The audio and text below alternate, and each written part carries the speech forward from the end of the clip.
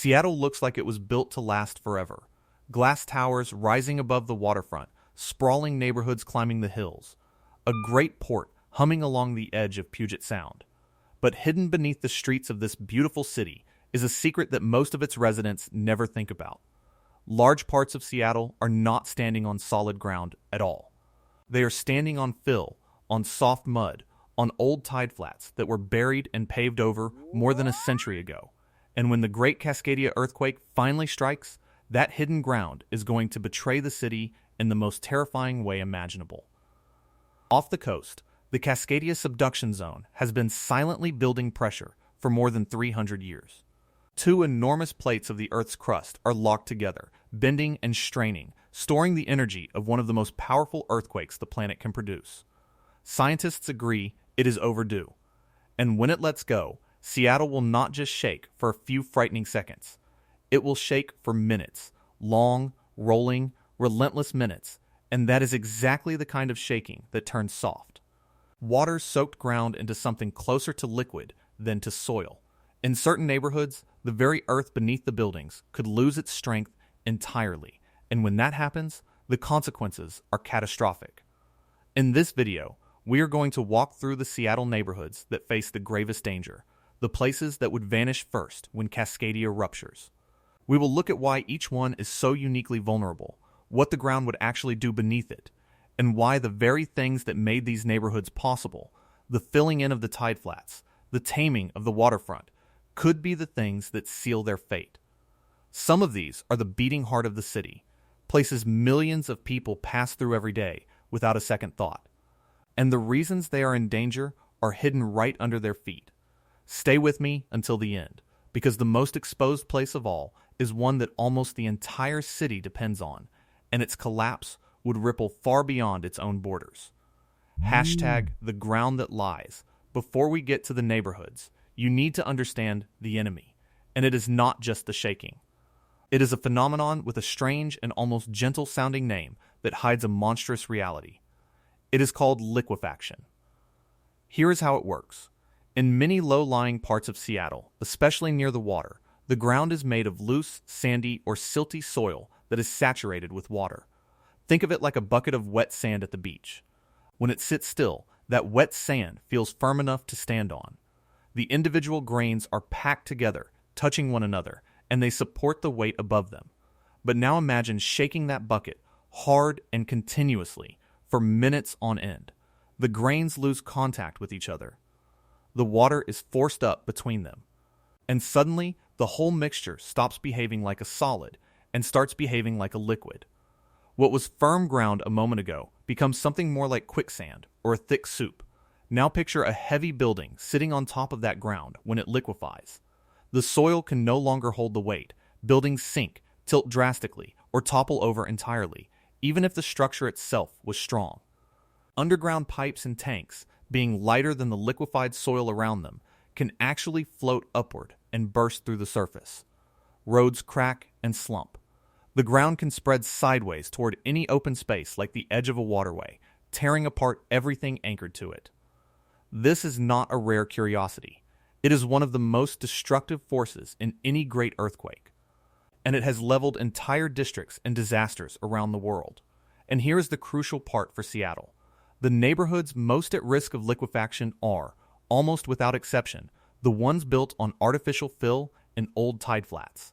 Which means that to find the places that vanish first, you simply have to follow the history of where the city decided to manufacture its own land. There is a grim irony in this. The neighborhoods most at risk are not the ones perched precariously on cliffs or wedged into obviously fragile terrain. They are the flat, convenient, valuable stretches of ground that seem like the safest and most sensible places to build a city. Flat land is easy to develop, easy to lay rail and roads across, easy to fill with warehouses and homes and commerce. And so the very ground that looked most inviting to Seattle's builders is the ground that hides the deadliest secret. The danger is disguised as convenience, and it has been sitting quietly beneath the busiest parts of the city for generations, invisible until the moment the earth begins to move. Hashtag the city that built its own ground more than a century ago. Seattle had a problem. It was hemmed in by steep hills on one side and water on the other, with precious little flat land for the industry and commerce a booming city needed. So the people of Seattle did something audacious. They decided to make more land. They washed down entire hillsides with powerful jets of water and used the mud and soil to fill in the shallow tideflats, the marshy, muddy edges where the land met the sound. They straightened and rerouted a river. They dumped fill into the water and built the city outward, creating flat, buildable ground where there had once been nothing but tidal mud and shallow bay. It was a triumph of engineering and ambition, and it made modern Seattle possible. The port, the industrial districts, huge stretches of the waterfront, all of it sits on this manufactured land. But that fill was never bedrock. It is exactly the kind of loose, saturated, unconsolidated ground that liquefies most violently in a long earthquake. The city, in solving one problem, quietly created another that would lie dormant for generations, waiting for the day the Cascadia Fault finally moves.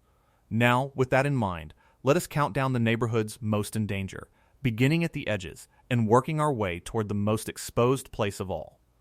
Hashtag number 7. Interbay and the narrow fill. We begin in a place whose very name tells you the story.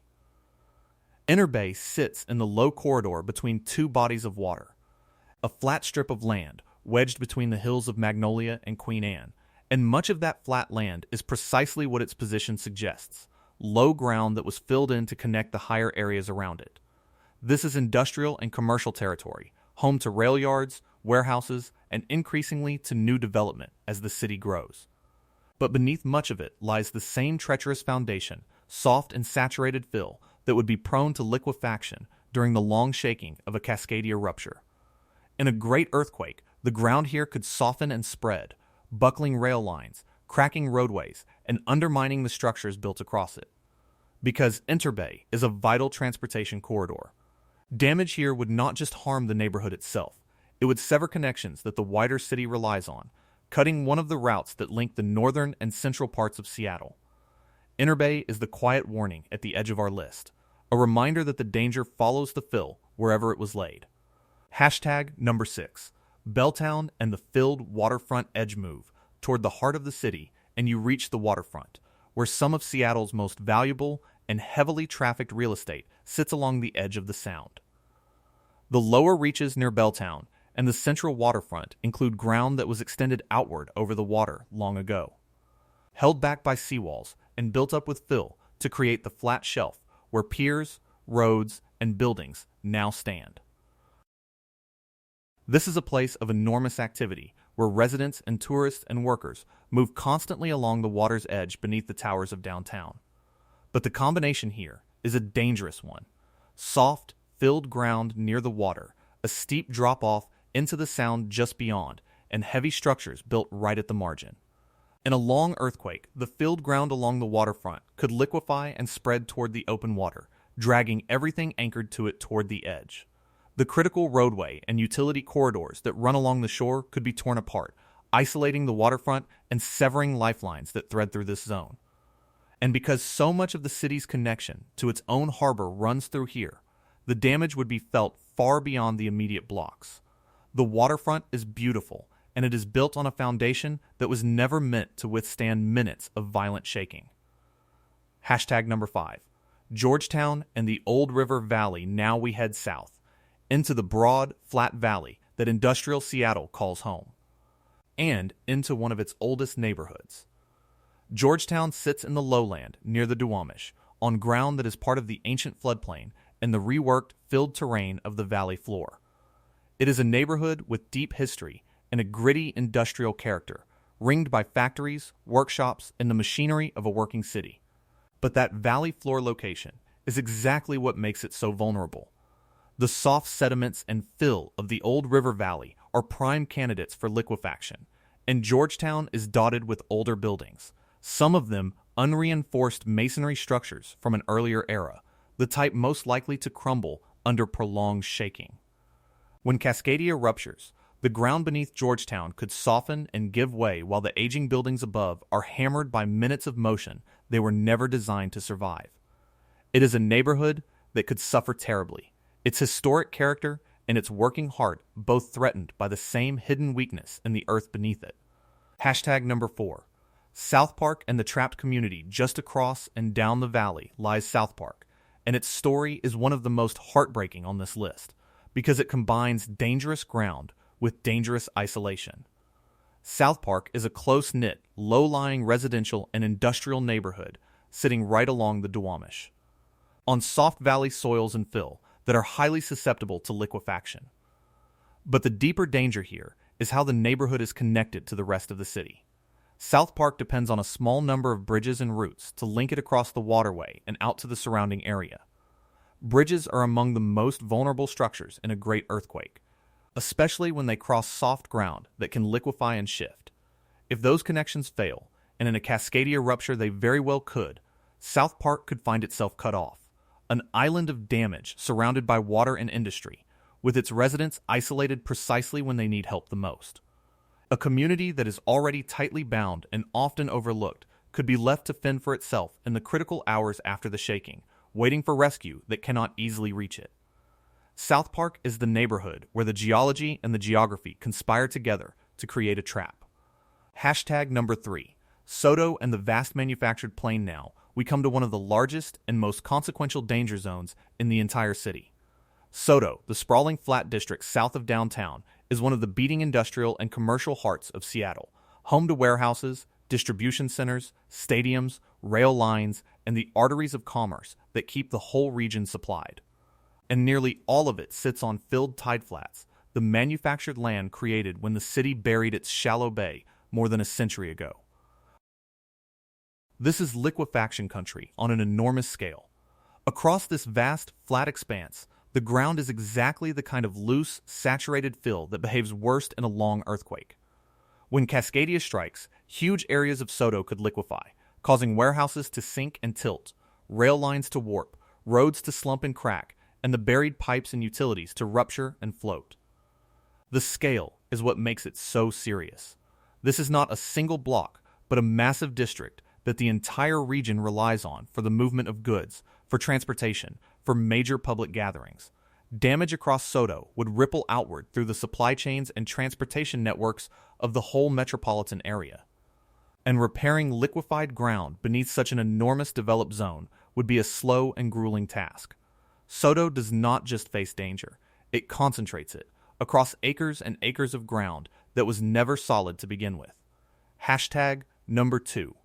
Pioneer Square and the fragile historic heart move to the northern edge of that filled lowland, and you reach Pioneer Square, the oldest neighborhood in Seattle, and tragically, one of the most vulnerable. This is the historic birthplace of the city, a district of beautiful old brick and stone buildings dating back well over a century, built after a great fire reshaped the early town. It is a place of enormous character and history, beloved by residents and visitors alike. And it may be one of the single most dangerous places to be when Cascadia ruptures. The danger here is a devastating double blow. First, Pioneer Square sits on the filled tideflats, the same soft, liquefiable ground as its industrial neighbors, so the earth beneath it is prone to giving way.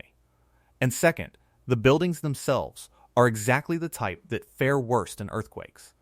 Many are unreinforced masonry, constructed of brick in an era before anyone understood how such buildings behave when the ground shakes. In a long earthquake, unreinforced brick walls can peel away and collapse, showering the streets and sidewalks below with tons of falling debris. Combine crumbling historic masonry with liquefying ground beneath, and you have a recipe for catastrophe in one of the most cherished corners of the city. The very history that makes Pioneer Square so precious, its age, its old construction, its original location on the manufactured shoreline, is exactly what makes it so fragile. When the shaking comes, this beautiful old heart of Seattle could be among the first places to fall. Hashtag number 1.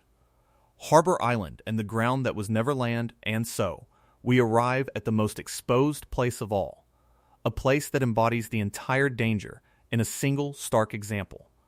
Harbor Island sits at the mouth of the Duwamish, right where the river meets the Sound, and it holds a remarkable distinction. It is one of the largest artificial islands ever created, a piece of ground that is entirely manufactured, built from fill dumped into the water to create land where there was none. Every square foot of it is exactly the kind of loose, saturated, engineered ground that liquefies most violently in a great earthquake. And what sits on this manufactured island is not just any development. It is a critical hub of the region's port and industry, a place where cargo moves, where fuel and goods are handled, where the machinery of a major shipping economy is concentrated.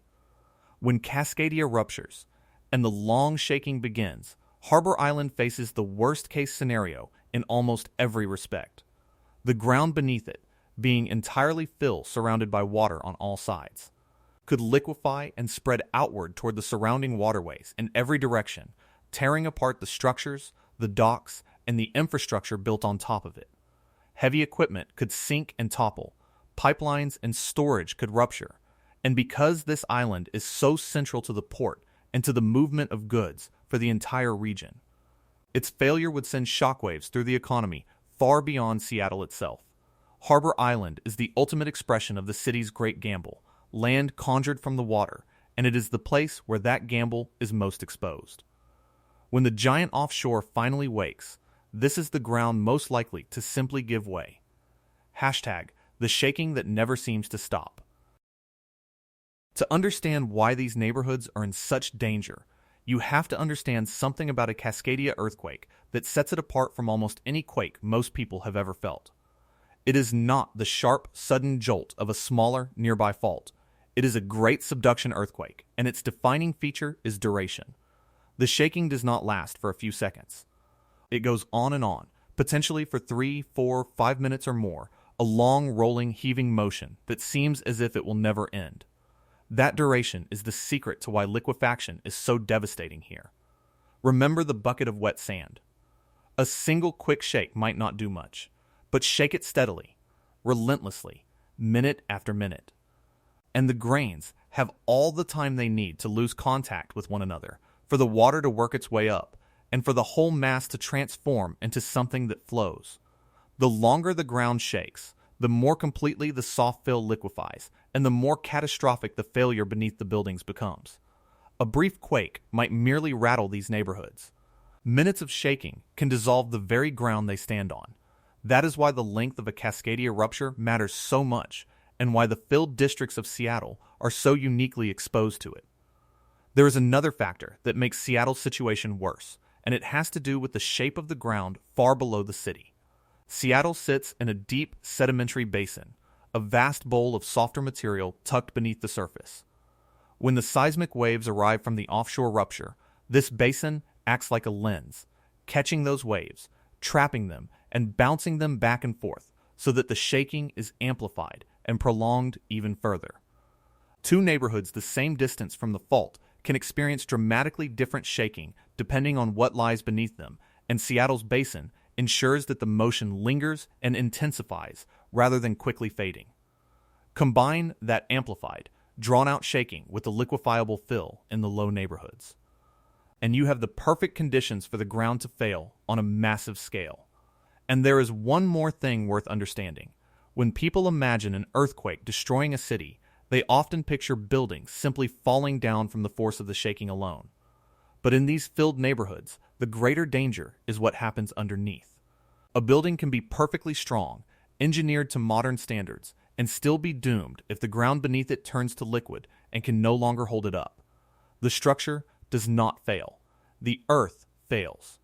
Buildings can sink, lean at impossible angles, or be dragged sideways as the liquefied soil spreads toward the nearest open water. This is why the map of danger in Seattle follows the geology so precisely, and why understanding the ground beneath a neighborhood tells you more about its fate than looking at the buildings on the surface ever could. Hashtag what happens when the ground gives way, so picture it all happening at once, in the same handful of minutes. The offshore fault ruptures, and the seismic waves come rolling into the Seattle basin, where the soft bowl-shaped geology beneath the city traps and amplifies them, making the shaking stronger and longer than it would be on solid rock. Across the filled lowlands, from Interbay to the waterfront, from Georgetown and South Park to Sodo, Pioneer Square, and Harbor Island, the manufactured ground begins to soften and flow. Buildings tilt and sink, Old brick facades peel away into the streets. Rail lines twist, roads slump, bridges strain, and the buried lifelines of water, gas, and power tear apart beneath the surface. What ties all of these neighborhoods together is the same fundamental truth. They are the places where Seattle built on ground it made itself, and that ground was never designed to survive minutes of violent shaking. The danger is not evenly spread across the city. It is concentrated, following the old shoreline, tracing the buried tideflats and the filled valley, clustering in exactly the low, flat, water-adjacent zones that were most convenient to build on and are most treacherous when the earth moves. The hills of Seattle, sitting on firmer glacial ground, would fare far better. It is the lowlands, the industrial hearts, the historic core, and the manufactured islands that face the gravest peril. And the trouble does not end when the shaking stops. In the aftermath, these are the very districts that hold the region's ports, its industry, its transportation arteries, and its lifelines. Damage here does not stay contained. It cascades outward, disrupting the movement of goods, cutting transportation routes, and severing the connections that a modern city depends on. Neighborhoods like South Park could be isolated by failed bridges. The port could be crippled. The supply chains that feed the whole region could seize up. And repairing liquefied ground beneath heavily developed districts is not a matter of days or weeks, but potentially of months and years. The neighborhoods that vanish first would also be among the slowest and hardest to bring back. Hashtag, the warning beneath your feet. It would be easy to hear all this and feel a sense of helplessness, but that is not the message, and it is not the truth. The great value of understanding this danger is that it can be prepared for, both by the city and by the people who live and work in these neighborhoods. Seattle has spent years strengthening its infrastructure, reinforcing bridges, upgrading utilities, and pushing programs to retrofit the most dangerous, unreinforced masonry buildings so that fewer of them collapse when the shaking comes. Every one of those efforts saves lives, and every building that is strengthened, every seawall that is rebuilt, every lifeline that is made more resilient changes the story of what happens when Cascadia finally ruptures. For individuals, the knowledge is power in the most direct way. If you live or work in one of these low-lying, filled neighborhoods, simply understanding your risk changes how you prepare. It means knowing that when the shaking starts, you drop, cover, and hold on, protecting yourself from the falling debris that causes most injuries. It means having supplies of water and food to last not a few days, but a week or two, because these are exactly the districts where help may be slowest to arrive and lifelines slowest to restore. It means knowing your routes, understanding whether the bridges you rely on might fail, and having a plan for how you and your family will regroup when the systems go down. The people who come through a disaster like this best are always the ones who understood their specific danger in advance and made a plan for it. Seattle is a magnificent city, built by people of extraordinary vision and ambition, people who literally reshaped the land and the water to make their city possible. But that same ambition left a hidden vulnerability laced through the low ground, waiting quietly beneath the streets. Offshore, the Cascadia Fault keeps bending, keeps straining, keeps winding tighter with every passing year. No one can say whether the great rupture will come next year or generations from now. But when it does, the neighborhoods built on manufactured ground will be the first to feel the earth turn against them. Knowing which places those are, and why, is not a reason for fear. It is the first and most important step toward making sure that when the day comes,